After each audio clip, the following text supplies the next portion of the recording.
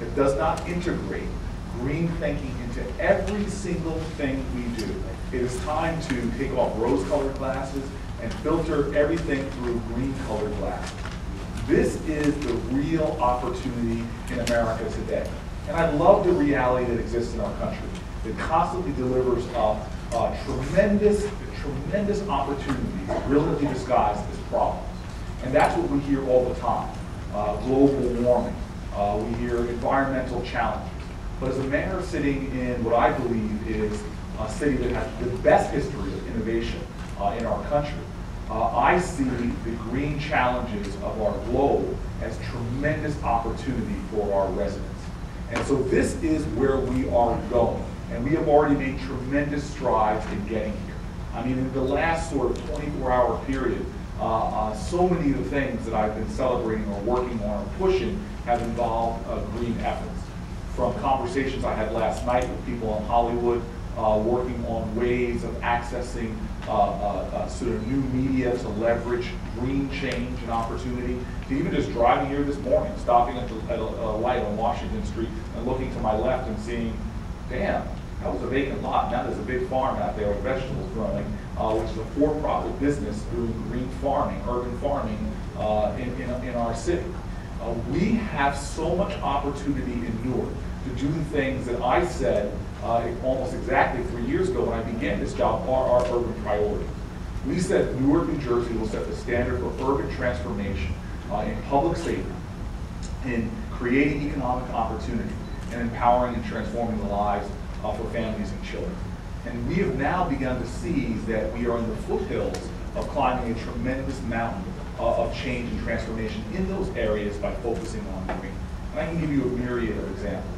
We now see that in order to make jobs, focus on green space and real cross-sector partnerships, we will create not only jobs for our community, but jobs for many of those people who are particularly marginalized in many cities in America. So from ex-offender reentry programs, from partnering with unions, for working with the Institute for Social Justice, we are now creating many job opportunities in a new green economy for so many people within our city. We're helping people save money.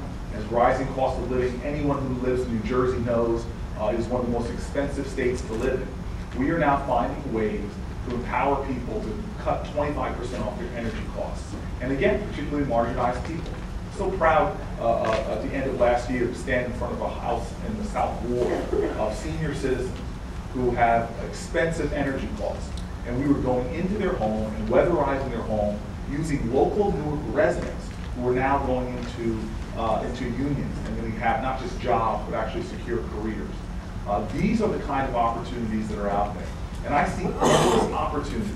As we look at city budget problems, we now know that we're going to be able to cut tremendous costs from our budget by just looking at doing energy audits. But more importantly, by partnering with local businesses to actually execute a new energy plan. We're trying to say that everything we do, we're going to make sure that we empower local people to participate in the greening or coming up for green sake, for economic empowerment sake, for jobs sake, for dealing with the health challenges that face our children. So we've now, as a city, put green requirements or green goals in everything we do. If you come with a development project, we want to know how you're going to build green.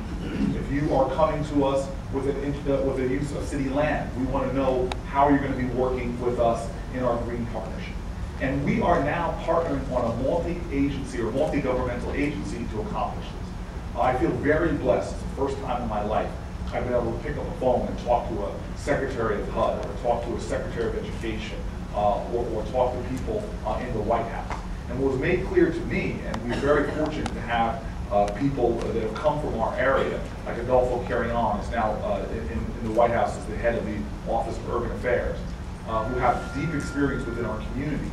And it's wonderfully exciting to me that as they work on the stimulus package, they're looking to make opportunities available for local innovators, for local businesses, for local governments to really transform their economy through the green lens.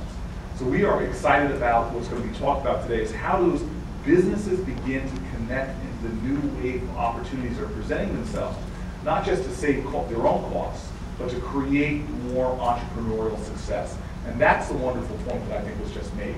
This is a pathway towards creating a safer Newark. It's a pathway to creating more jobs in Newark. It's a pathway to creating a more healthy Newark in a city like most American cities that has asthma rates that are at epidemic levels.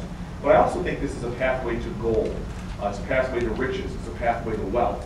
As we now have often minority, small, women-run businesses that can actually not just play catch-up, but actually can get on the front line of a new wave of opportunity and wealth. And so what we're trying to do as a city is to be the connectors to this opportunity. We've created a website that we're constantly now going to update.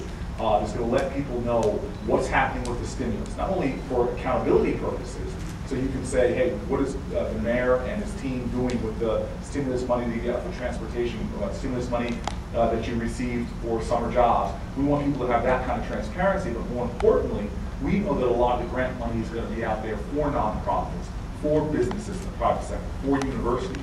And as soon as those announcements are made, we want to create avenues for folks to access that. And I hope you will visit the city's website as one avenue to find out this information. I'm also very blessed that we went out early in my administration and said, you know what, while we can't hire folks, and the mayor knows how difficult it is in this economy, most governments are laying people off or furloughing people and facing those challenges. We actually went into the philanthropic sector and said, greening is so important, we need to hire somebody. We actually have a position in City Hall focused as a sustainability officer, a green officer, focused on doing everything they possibly can to keep Newark on the front edge, of the cutting edge of green success. And Chelsea Albuquerque is here today, and Chelsea, raise her hand. She's a short woman, but she stands tall, and I look up to her.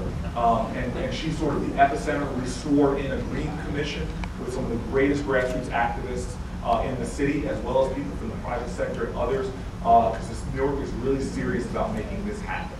So I want you all to know that, and I want to frame this as I conclude my remarks and end my carbon disbursement. I want to frame this as it should be framed. We are the inheritors of a tremendous legacy of struggle and sacrifice in this country. We drink deeply from wells of freedom that we did not dig. There are generations before us that faced incredible obstacles and found a way through moral imagination to reinvent this country and democratize this so-called democracy of ours, to make it more inclusive, to make it bolder, to make it richer. And now we are, in this generation, faced with similar challenges of our ancestors. There's a wonderful moment in this our nation's history that I love, where the British had a first conflict with the American colonists. And the first battle before Washington took over the colonial army was led by a guy named Israel Putnam. And it was the Battle of Bunker Hill. And the British eventually took the hill, but they wrote back to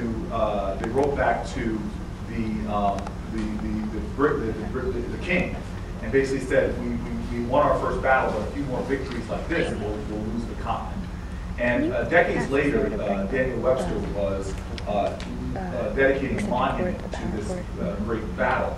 And he basically said in his words, he said, we today can gather no laurels in a battle for independence. All those laurels have been gathered by hands greater than ours. But it falls upon our generation to have the courage to do something for which we too will be remembered. And this is the question right now. As you all here in this room, those of you in the nonprofit space, and even more importantly to me, those of you in the for-profit space, your innovation, your moral imagination, your ability to embrace opportunity is going to define this generation and give us a record of sorts of which we will be remembered.